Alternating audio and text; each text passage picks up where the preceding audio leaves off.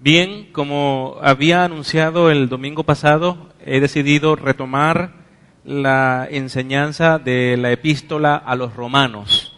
Hace algunos meses atrás había decidido hacerlo y por necesidades espirituales de la iglesia cambié la serie de sermones y comencé a hablar de otras cosas porque vi que era necesario hacerlo. Pero debo volver a esta epístola y he decidido comenzar otra vez desde cero. Pero es importante que prestemos mucha atención a cada una de las enseñanzas de esta epístola, porque la epístola a los romanos es una carta elaborada por el apóstol Pablo y tiene una enorme cantidad de teología y explica de manera clara y bastante consistente el Evangelio de Jesucristo. Por esa razón debemos estar muy atentos a cada una de las enseñanzas que de aquí se van a derivar. No solamente vamos a entender el concepto, el contenido y el propósito del Evangelio, sino que también vamos a entender lo que significa ser cristiano. Lamentablemente el concepto del término cristiano se ha diluido, así como también el concepto del término evangelio se ha diluido demasiado. Y abundan la cantidad de creyentes que no saben qué es el evangelio y lamentablemente tampoco saben qué significa ser cristiano. Así que quienes son realmente cristianos y no entienden qué significa ser cristiano no pueden llevar una vida obediente y victoriosa porque ignoran el significado bíblico de este concepto. Y para quienes creen que son cristianos y no lo son, y no saben el concepto, no existe la más mínima posibilidad de que se arrepientan realmente y lleguen a ser cristianos. Hace algunas semanas atrás, una persona escribió en el Facebook acerca de otra, diciendo que aquella tenía su mirada y su confianza puesta en el Señor. Me preocupé enormemente cuando esta persona dijo de aquella otra que tenía su mirada y su confianza puesta en el Señor, porque aquella otra había abandonado el estudio de la palabra de Dios y había declinado en sus responsabilidades ministeriales para dedicarse únicamente a sus responsabilidades seculares. Cuando esta otra persona dice de aquella que tiene su mirada y su confianza puesta en el Señor, me hizo ver claramente que no sabe lo que significa tener la mirada y la confianza puesta en el Señor. Y que esa frase lamentablemente se ha convertido en un cliché, en una frase sin valor, una frase que se está usando simplemente para decir algo que me parece bueno de otra persona, no importa si es verdad o es mentira. Pero necesitamos entender lo que implica tener la confianza puesta en el Señor y lo que implica tener la mirada puesta en Él. Si miro al Señor todo el tiempo, eso significa que tengo una conciencia permanente de que Dios me ve todo el tiempo. Eso es tener temor de Dios. Dios todo el tiempo me ve. Él no solamente ve mi conducta, Él ve mis actitudes. Dios conoce mis pensamientos. Él escucha mis palabras. Todo lo que pienso, digo y hago ocurre delante del trono de Dios. Es importante que usted entienda eso. Si yo hablo de una persona que digo, esa persona siempre tiene su mirada puesta en el Señor, entonces estoy diciendo que es una persona que considera al Señor para cada una de las decisiones que va a tomar y que esas decisiones glorifican el santo nombre de Dios. Bueno, déjeme decirle que abandonar la lectura de la Biblia y abandonar las responsabilidades ministeriales no glorifican a Dios. Entonces no puedo decir de una persona como esa que tiene su mirada puesta en el Señor. Si voy a decir de una persona que tiene su confianza puesta en el Señor, significa que esa persona conoce la palabra de Dios, conoce al Dios que nos presenta la palabra y obedece esa palabra. No podemos decir que confiamos en Dios cuando vivimos según nuestro propio criterio.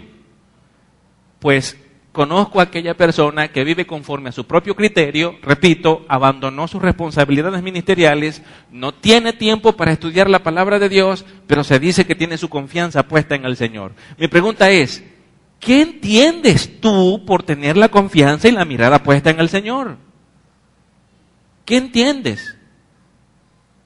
Muchas veces he notado que se dice acerca de alguien que logra sus metas personales seculares, terrenales.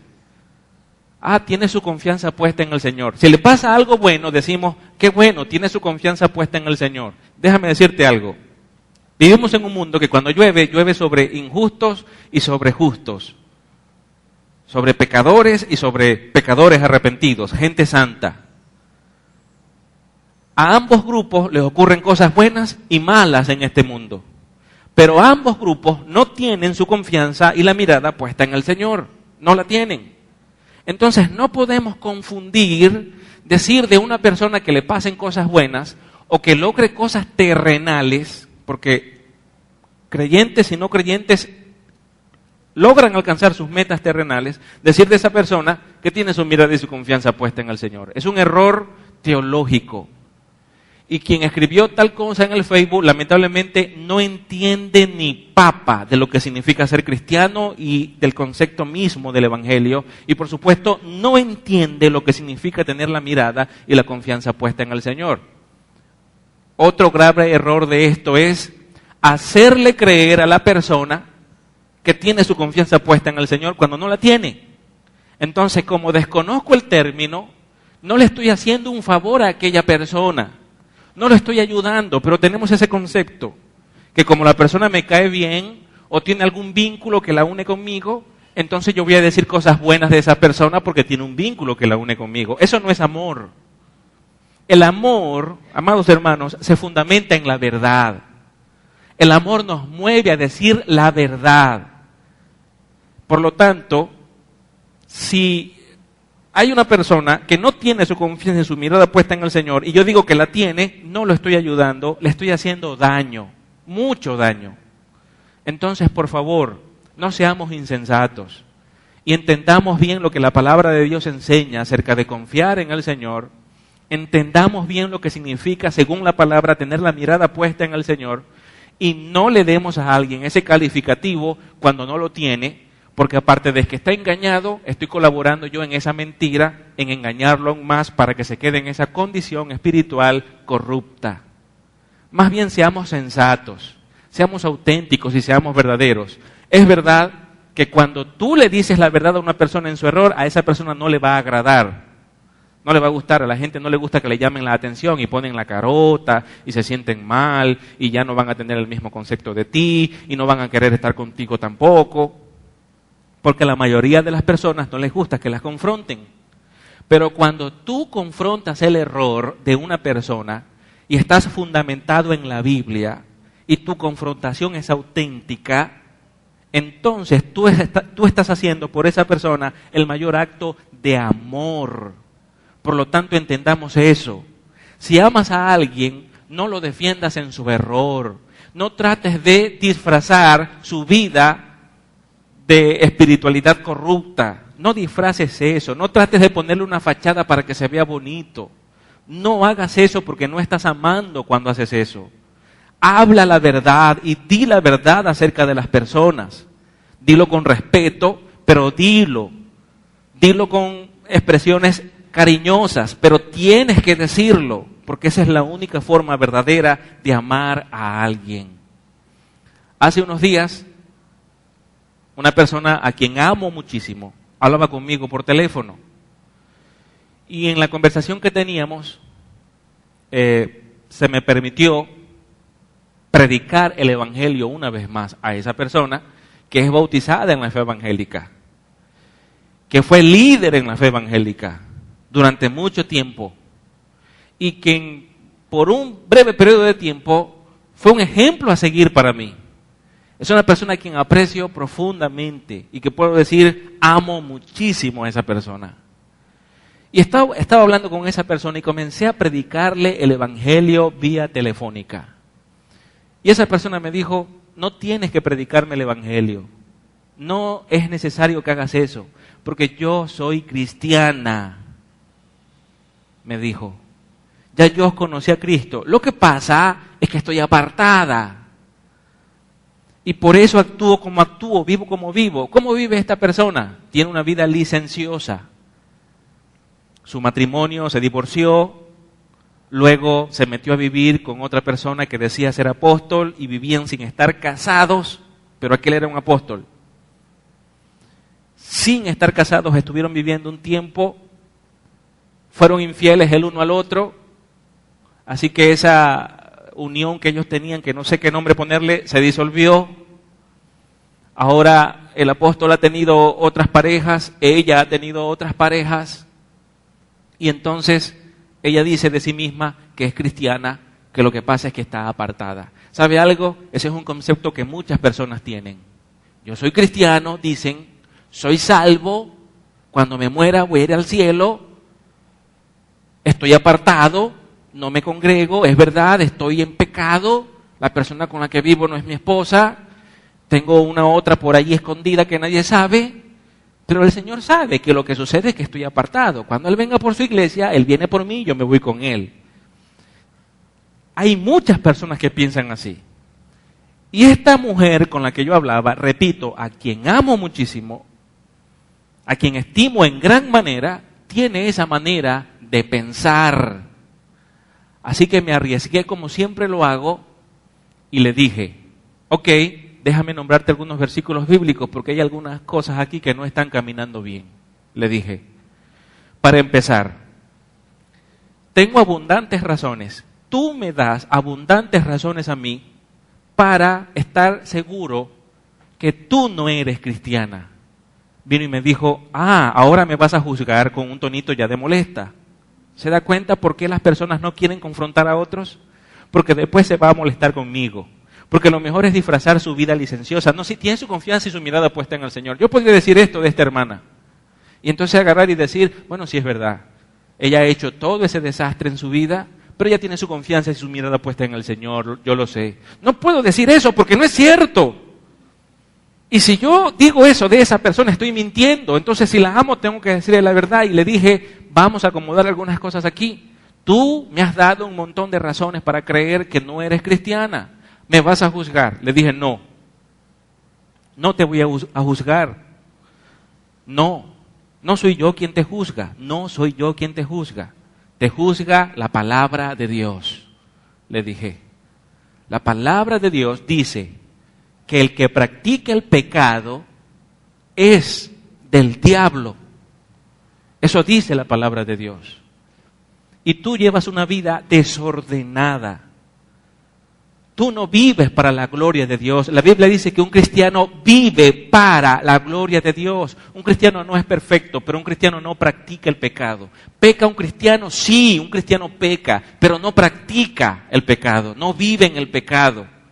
Y menos aún se goza del pecado, como si nada pasara. Entonces, ella me dijo, bueno, pero la Biblia también dice que Dios es amor y Dios nos ama a todos. Entonces, como Dios me ama, Dios entiende. Le dije, voy a aclararte otra cosa. Sí es verdad que Dios te ama porque eres una creación de Dios. Pero también es verdad que Dios está airado contigo a causa de tu pecado. Le dije. Y cuando Dios envía al infierno, Dios no envía el pecado en abstracto al infierno. Nadie va a decir, Dios envía el pecado al infierno. Nadie dice eso. Eso no lo dice la Biblia por ninguna parte. Dios envía el pecado al infierno. No, porque eso es algo abstracto. No puede enviar el pecado al infierno porque el pecado no existe en sí mismo. El pecado es una conducta causada por una condición espiritual corrupta con la que todos nacemos. ¿Me oye? Es una condición. La persona pecadora está caída de la gloria de Dios, está apartado de Dios. Ante Dios es un rebelde. Ahora, esto es un mensaje que no es muy grato porque a las personas no les gusta que le digan que son culpables. Pero fue precisamente lo que le dije a esta persona con la que yo hablaba. Le dije, ¿Dios te ama porque eres creación de Él? Sí, pero Dios está airado contigo a causa de tu pecado.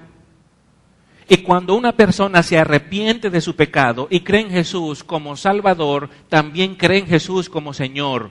No puedo separar estas dos funciones de Cristo, porque es el mismo Jesús. El Jesús que salva es el mismo Señor que tiene autoridad sobre la persona que salva. Él es Señor. Jesús no puede salvar a quien no puede mandar. Jesús no es salvador de quien no es Señor. ¿Me sigue? Así que le hice ver estas cosas. ¿Y quiere saber usted cómo concluyó la llamada? Me colgó el teléfono. Y llamé otra vez, y llamé otra vez, y llamé otra vez, y no me respondió. Yo pienso dos cosas. A, se disgustó conmigo. B, se cayó la señal. Hay que dar el beneficio de la duda, ¿verdad? Pero creo más en la A. Han pasado muchos días ya. Eso fue una muestra de amor, pero fui rechazado por eso. Ahora fíjese, el apóstol Pablo, él pasó su vida predicando la verdad. ¿Y cuál fue el resultado de que Pablo predicara la verdad? Eso desató el odio y el rechazo de la sociedad hacia Pablo. Pero el odio, como consecuencia de la predicación del evangelio de Pablo, no apagó el fuego del amor que había en su corazón por los perdidos. En una oportunidad, la Biblia nos dice que fue a la ciudad de Listra y predicó el evangelio en esa ciudad, donde fue cruelmente golpeado, y cuando pensaron que estaba muerto, lo tomaron entonces y lo lanzaron fuera de la ciudad. Posteriormente, Pablo se levantó cuando ya la turba se había ido, se sacudió, dice la Biblia, sus ropas. ¿Y qué hizo Pablo? ¿Se fue lleno de odio con la ciudad porque habían rechazado el mensaje del evangelio que él había llevado? No. La Biblia nos enseña que Pablo volvió a entrar nuevamente a la ciudad para seguir predicando el evangelio. Ahora, ¿por qué tanto odio hacia Pablo cuando él predicaba el evangelio? Voy a decirle por qué. Porque el evangelio le dice al mundo que es culpable de pecado ante un Dios que es santo. Ese es el punto. El evangelio real, el evangelio de Cristo, el evangelio bíblico es un insulto al pecador. Es una ofensa. Lamentablemente en América Latina muchos pastores, líderes y predicadores de iglesia están diluyendo el evangelio y están presentando lo que conocemos mejor como el evangelio de la prosperidad. Dios te ama, tiene un plan maravilloso para ti. Y ese plan maravilloso que Dios tiene para ti empieza aquí y ahora en esta tierra. ¿Cuál es ese plan? Bueno, Dios quiere que tú seas próspero financieramente y Dios quiere que tú tengas mucha salud. Así que si tú crees en Jesús como tu Salvador, eliminan la palabra arrepentimiento, pecado, eliminan la palabra Señor y todo ese tipo de cosas y solo te la ponen más fácil. Si tú crees que Jesús es el Salvador, entonces Él te va a perdonar, no explican de qué te va a perdonar, y entonces Él te va a prosperar y te va a bendecir. Toda bendición de Dios va a venir sobre ti. Recuerdo haber escuchado una vez a un predicador decir, y estábamos en un lugar, y yo estaba a su lado, y él estaba hablando con un grupo de personas con quienes estábamos, y él dijo, la redención no solamente es la redención del alma, sino que también es la redención de las finanzas. Porque Dios nos prospera también financieramente cuando nos salva. Y yo estaba sentado y casi me atraganto con lo que me estaba comiendo. Y de manera muy respetuosa, porque no hallaba qué otra cosa hacer, hice así, mire, no, y seguí comiendo. Para no avergonzarlo, pero no podía quedarme callado ante la locura que este hombre había dicho. Muchas personas lo han entendido así. Y muchas personas, incluso personas sensatas, personas honestas, que no quieren engañar, han permitido que este concepto diluido del evangelio tenga influencia sobre ellos. Y de esa manera entonces enseñan y de esa manera escriben libros también. El día de ayer, una hermana, maestra de Oanza, me visitó en casa. Y hablábamos de muchas cosas. Y ella me señaló en el libro de Oanza, Paloma, de Llama, un error que yo había señalado en una predicación y ella se sorprendió al verlo aquí y yo necesito evidenciarlo. En la página 17, donde el título es ¿qué ha hecho Dios en cuanto a mis pecados? Esa es la pregunta inicial. Dice, Dios aborrece al pecado, pero me ama a mí. Les voy a decir una cosa. Si nosotros separamos esas dos frases, si eliminamos el pero, porque el pero es una conjunción adversativa.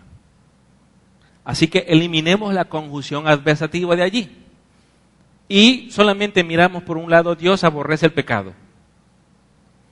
Ya allí hay un problema. Porque ciertamente Dios aborrece el pecado, pero en cuanto al Evangelio, la verdad es esta, Dios aborrece al pecador. Eso es lo que enseña la Biblia.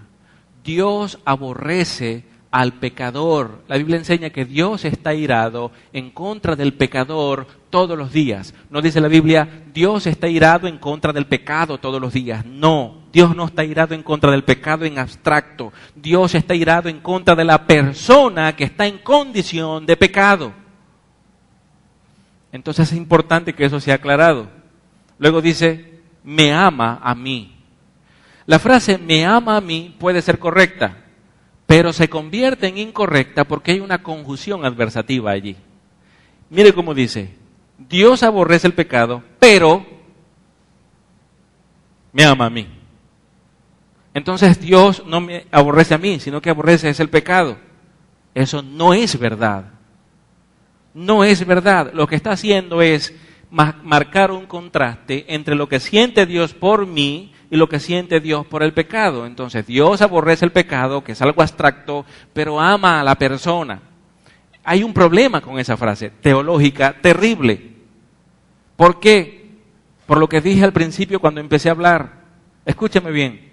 Dios no envía el pecado al infierno. Dios envía al infierno al pecador. Entonces, ¿a quién aborrece Dios? Dios aborrece al pecador. Entonces yo motivo por favor a los maestros que estén usando este manual o cualquier otro de OANSA que tengan frases parecidas, que usted por favor aprenda el evangelio bíblico y estas cositas usted las pueda aclarar cuando usted vaya a enseñar. Porque lo que está aquí no es correcto. Eso no significa que el manual no sirve y que entonces los voy a votar y que ya no vamos a usar más los manuales de OANSA. No, eso no significa eso. Significa que lamentablemente el autor, influenciado por un concepto diluido del Evangelio, no a propósito, no creo que haya sido a propósito, escribió esto allí. Del mismo modo, muchos libros están influenciados por ese concepto diluido del Evangelio de Jesucristo y entonces no plasman bien la idea de lo que significa el mensaje y de la condición de Dios en cuanto al pecado y al pecador. Solamente para aclarar, ¿ama Dios a todas las personas en el mundo? Sí. Dios ama a todos. Sin excepción de nadie los ama. ¿Por qué? Porque son la creación de Dios. Dios los ama a todos. Pero eso debe ser interpretado a la luz de que Dios aborrece a todos, porque todos están en una condición corrupta de pecado. Esto no es un mensaje, vuelvo a decir, muy agradable al oído. Y alguna persona podría decir, bueno, pero yo vine a la iglesia para que me den ánimo y lo que me están es condenando. Te estamos diciendo la verdad y no te estamos condenando. Porque si no te has arrepentido y no has creído en el Señor, yo no necesito condenarte. Y te voy a decir por qué. Porque según Juan 3:17, un versículo después de 3:16, donde se habla del amor, dice la Biblia que si tú no estás en Cristo, ya estás condenado. Entonces no voy a condenar a alguien que ya lo está. No es posible. Si tú no has entendido esta verdad, esta realidad del pecado, que eres culpable ante Dios y que Dios está irado contigo por tu pecado, porque eres un pecador, y que si mueres en esa condición, Dios no va a enviar tu pecado al infierno, Dios va a enviarte a ti una eternidad al infierno. Si no entiendes eso, que mereces ser castigado, entonces no te has arrepentido nunca.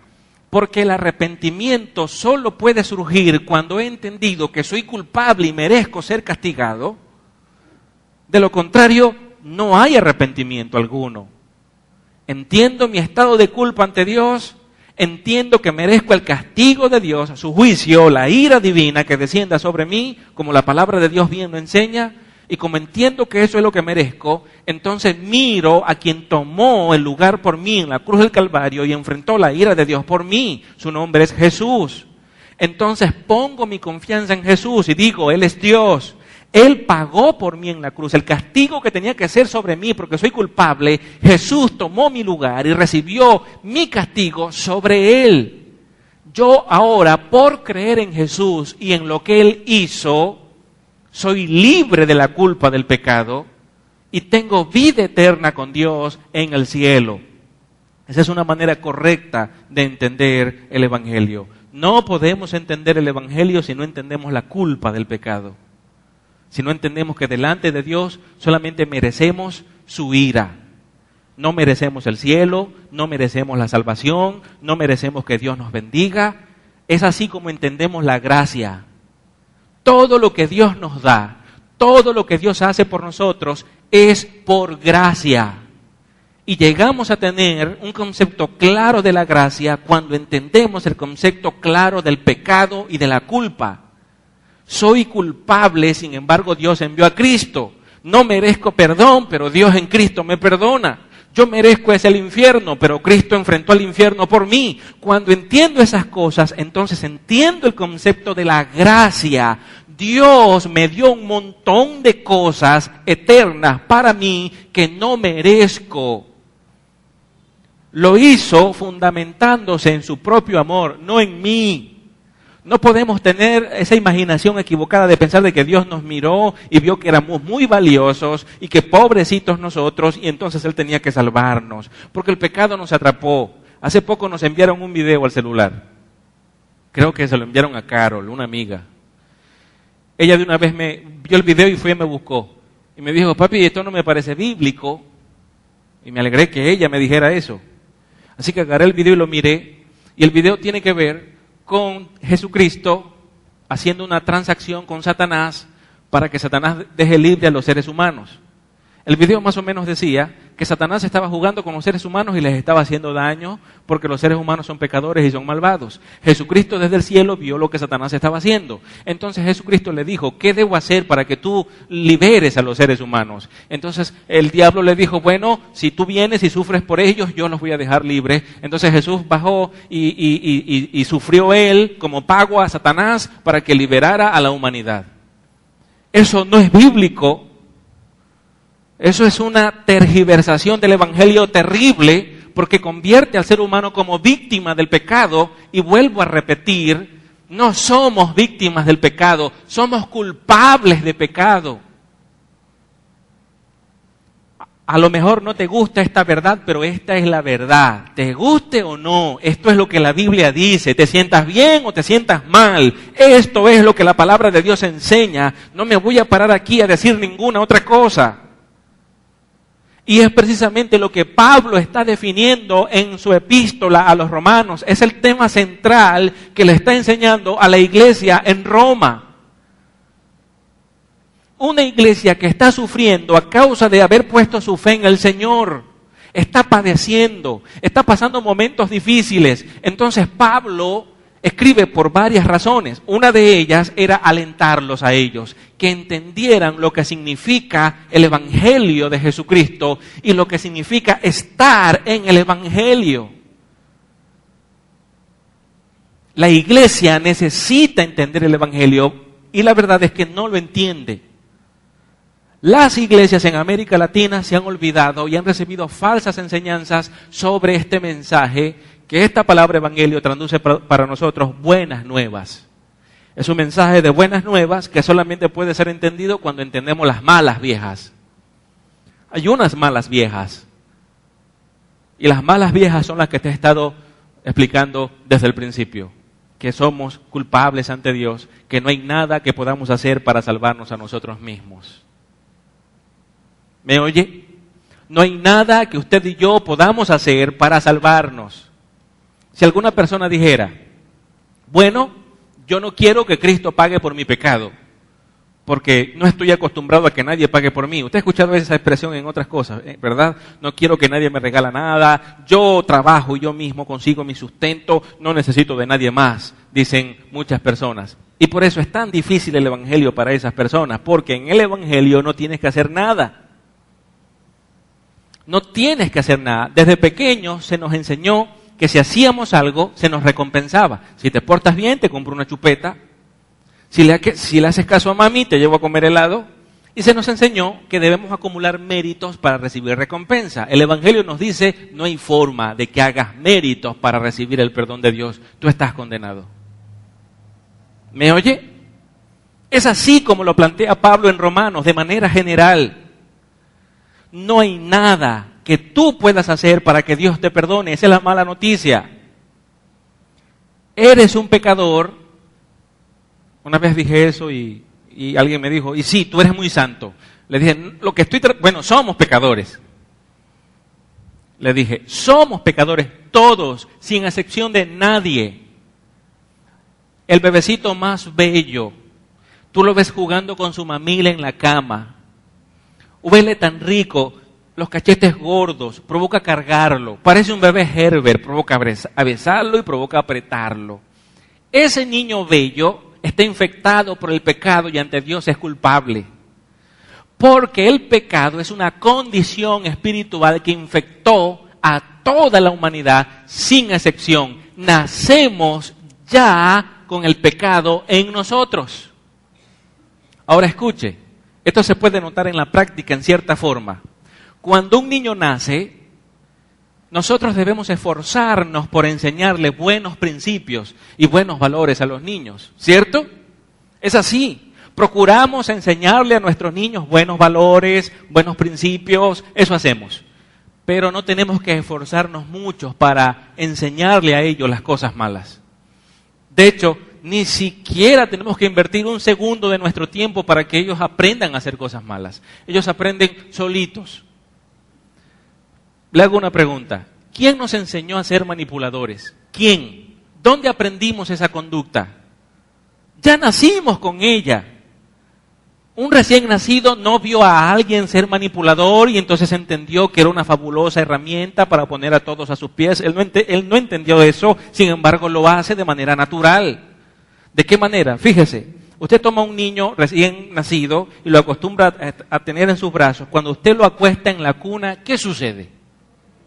¿Qué sucede? ¿Le duele algo? No le duele nada, pero él está llorando. Y cuando usted lo carga, ¿qué pasa? ¿Por qué? Porque él quiere. Entonces, para conseguir lo que quiere, ¿qué hace él? Eso se llama manipulación. El niño está manipulando. Estuve investigando sobre algunas cosas que psiquiatras y psicólogos han estudiado sobre este tema y han determinado, gran cantidad de estudiosos han determinado que si un niño a la edad de 4 años tuviese la fuerza de un elefante, asesinaría a sus padres por capricho. Fíjese usted un niño cuando usted lo lleva al centro de la ciudad, por ejemplo, y pasan por donde hay juguetes, y él quiere un juguete y lo quiere que usted se lo compre y usted no se lo compra. Regularmente un niño malcriado, ¿qué hace? Se tira al piso y ¿qué está haciendo? Empieza a revolotear en el piso. Él está airado porque él quiere el juguete. Airado. Hay padres que alimentan esa condición. ¿Cómo puede airarse por un capricho? ¿Por qué hace eso? ¿De quién aprendió a tener esa conducta violenta? Hermanos, nacimos en esa condición. Y por eso se comportan de esa manera. De tal forma que si un niño viera este anillo en mi dedo y me lo quiere quitar, y yo no dejo, él lo toma y yo le quito la mano y empieza a llorar, si él tiene la fuerza de un elefante, me toma por el cuello, me asesina y me arranca el dedo junto con el anillo, sin sentir el más mínimo remordimiento de culpa.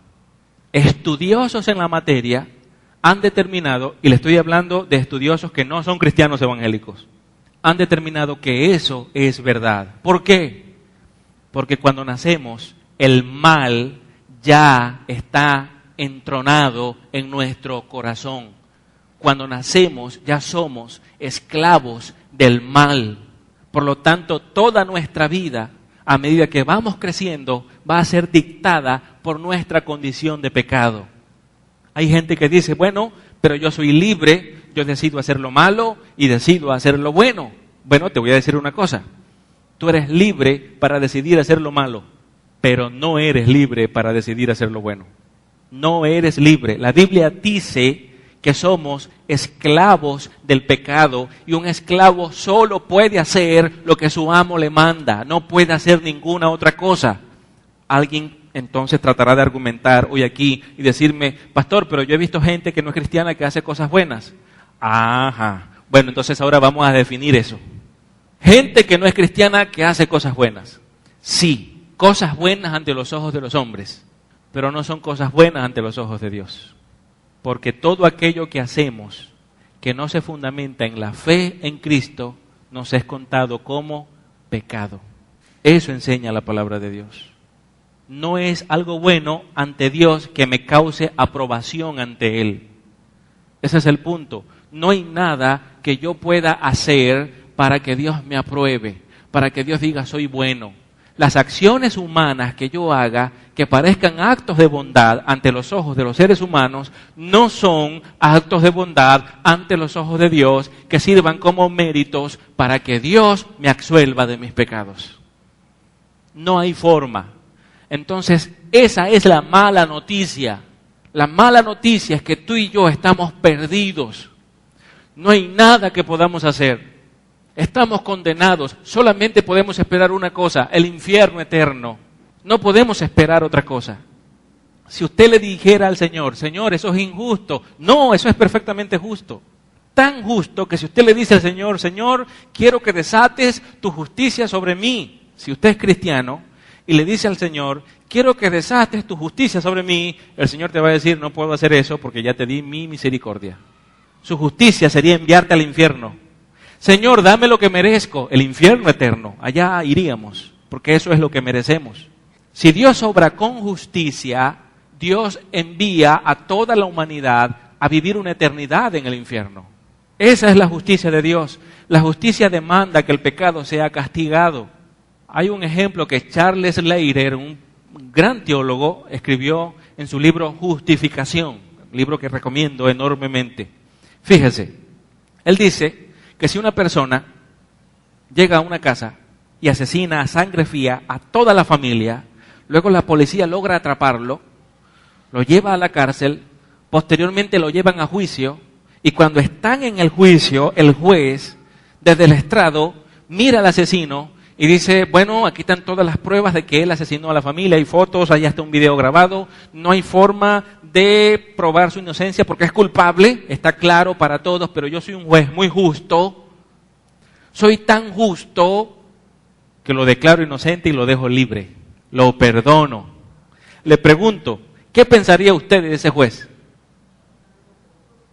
¿Qué? No está obrando con justicia. Ahora vamos a llevar esto a la escala mayor. Dios ve que todos nosotros somos culpables de pecado y un día Dios viene y dice, ok, no los voy a condenar, los voy a perdonar y ya, punto. ¿Eso es justo? ¿Es justo o no es justo? No lo es. Dios no puede atentar en contra de su propia justicia. Él no puede perdonarnos sobre ningún fundamento, no puede hacer eso. Hay pecado y alguien tiene que pagar y los culpables somos nosotros. Entonces Dios decide no obrar en su justicia perfecta, Él decide obrar en su misericordia. Ahora escuche, cuando Dios va a obrar en su misericordia, Él no está obrando en contra de su justicia, porque la misericordia no es injusticia, la misericordia es no justicia, que no es lo mismo. La justicia es darle a los pecadores el castigo que merecen. La misericordia es tratarlos como no merecen. Esa es la misericordia. Y entonces Dios el Padre coloca un fundamento para que esto sea posible, y ese fundamento es el postrer Adán. ¿Quién es ese postrer Adán o segundo Adán? Jesucristo. Entonces, el primer Adán fue desobediente en el jardín de Edén. Él es nuestro Padre y en Él todos nosotros pecamos. En Adán todos nosotros somos culpables. Pero ahora el segundo Adán, en lugar de ser desobediente, fue obediente. Llevó una vida perfecta. y después de llevar una vida perfecta en la que fue tentado en todo, pero no pecó en absolutamente nada, Él fue llevado a la cruz del Calvario y estando crucificado en ese lugar, la ira de Dios descendió sobre Él. Escuche, Jesucristo enfrentó en la cruz del Calvario el infierno eterno que usted y yo teníamos que enfrentar por nuestro pecado. Entonces ahora, Dios en su soberanía, Él va a salvar a las personas que Él, por su sola voluntad, porque así lo quiere, porque Él es Dios, desea salvar. Así entonces preguntamos, ¿quiénes son las personas que serán salvas? Aquellos que Dios quiere que se salven. Entonces alguien podrá decir, no, Dios es injusto.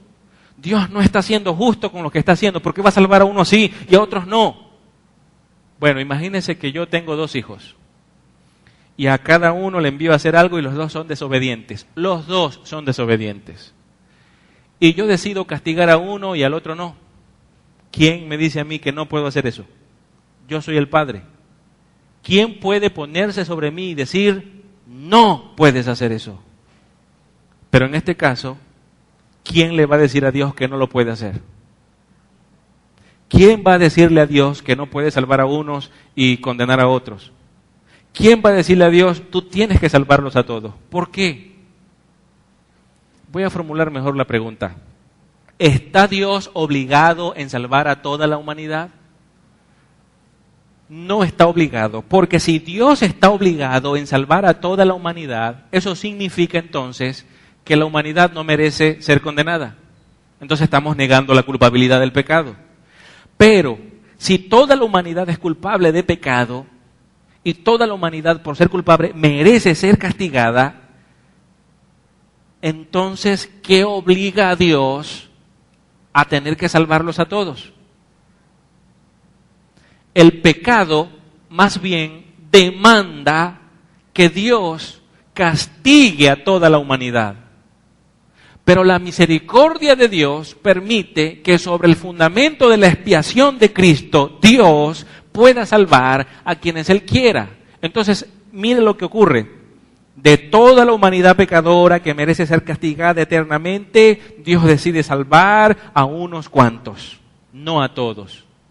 Desde la eternidad pasada, entonces Dios pronunció un decreto para que ciertas personas a quienes Él conoce de manera íntima, es decir, Betsaida, Julia Herrera, Samuel Díaz, Antonio Perea, Royny Quintero, Tony Camargo, Yolanda, Crisbel, personas que Dios conoce de manera íntima, por su nombre, apellido, los escogió, decretó Dios en su soberanía divina que esas personas iban a nacer de nuevo e iban a poner su fe en Él y serían salvas de la condenación eterna. Si Dios no hace eso, ¿sabe qué ocurriría? La humanidad entera se perdería. Todos irían al infierno porque todos rechazaríamos a Dios. Si Dios no obra a través de su Santo Espíritu para producir el nuevo nacimiento, para regenerarnos, no habría forma de que ninguno de nosotros nos arrepintiéramos de nuestro pecado y nos acercáramos a Cristo. Es necesario que el Espíritu Santo de Dios nos convenza de pecado a cada uno de nosotros. El Espíritu Santo de Dios es quien nos abre los ojos espirituales, ilumina el entendimiento, sensibiliza el corazón y puede liberar la voluntad de la esclavitud del pecado para que podamos correr a Cristo y recibir de Cristo el perdón y la vida eterna. De lo contrario, ninguno de nosotros nos arrepentiríamos de ninguna manera y no creeríamos al Evangelio. Lo único que haríamos sería odiar más a Dios y odiar aún más a la persona de Cristo y odiar el mensaje del Evangelio. Eso explica por qué tantas personas se molestan cuando les predicamos el Evangelio. En una condición de pecado en la que se encuentran, no pueden entender la situación porque la mente de ellos está oscurecida por el Dios de este siglo, dice Pablo. Satanás oscureció el entendimiento de los incrédulos para que no les resplandezca la luz del Evangelio, y esa es una enseñanza también del apóstol Pablo. En Romanos vemos todas estas verdades. Este es el tema central que Pablo va desarrollando a lo largo de estos 16 capítulos que vamos a estudiar en la carta. Este es el evangelio al que el Pablo se está refiriendo en los primeros versículos. Y he tenido por costumbre siempre empezar el mensaje leyendo el versículo, y hoy lo voy a hacer al revés. Voy a terminar el mensaje leyendo el versículo. Vamos al primer versículo del capítulo número 1 de Romanos. Romanos capítulo número 1, versículo número 1. Pablo dice en este versículo: Pablo, siervo de Jesucristo, llamado a ser apóstol, apartado para el evangelio de Dios. Voy a leerlo otra vez porque este versículo tiene que quedar grabado en su mente. Y es el versículo que vamos a estudiar palabra por palabra el próximo domingo. Hay un mensaje centrado solo en este versículo. Pablo, siervo de Jesucristo, llamado a ser apóstol, apartado para el evangelio de Dios. Voy a colocar en su mente algunas cosas para que vaya meditando en ellas hasta que volvamos a estar aquí la próxima semana. Este versículo habla de una sola persona, habla del apóstol Pablo. Dice de Pablo que es un esclavo de Cristo, así se traduce mejor el término siervo. Es un doulos, el término griego, doulos, él es un esclavo de Cristo. Dice que fue llamado a ser un apóstol, él no se autodominó apóstol, lo es por llamamiento divino. Y dice acerca de él que también está apartado para el evangelio de Dios, es decir, Dios lo puso aparte, lo apartó para que se dedicara únicamente a anunciar el mensaje del evangelio. Ahora escuche, este versículo tiene fuertes implicaciones para usted y para mí, porque cuando leemos este versículo decimos, bueno, Pablo es el esclavo de Cristo, y no pensamos que nosotros también lo somos. Cuando decimos que Pablo fue llamado a ser apóstol, decimos, bueno, él fue un apóstol junto con los otros 12, 13 apóstoles, yo no tengo nada que ver con eso, ciertamente no somos apóstoles en el sentido técnico de la palabra, pero sí lo somos en un sentido más general, porque Dios nos ha llamado y nos ha enviado para cumplir con un propósito. Y cuando leemos que dice que Él es apartado para el evangelio, pensamos que nosotros no fuimos apartados y resulta que sí. Entonces, este versículo tiene muchas implicaciones que se relacionan con nuestra vida aquí y ahora, con nuestro compromiso y con nuestra responsabilidad con respecto a Dios, con la voluntad de Dios para nuestras vidas. Y nosotros debemos responder a las verdades que se encuentran en este versículo. Pablo muestra a la iglesia cuando le escribe quién es Él, sus responsabilidades, su vocación, su llamado y el propósito de su ministerio. Solo en el primer versículo él revela estas cosas, pero al mismo tiempo el Espíritu Santo de Dios nos habla a través de Pablo para que entendamos también cuáles son nuestras responsabilidades, cuál es nuestro rol como iglesia, para que dejemos de pensar tanto en nosotros mismos y nos neguemos y comencemos a pensar en la voluntad de Dios.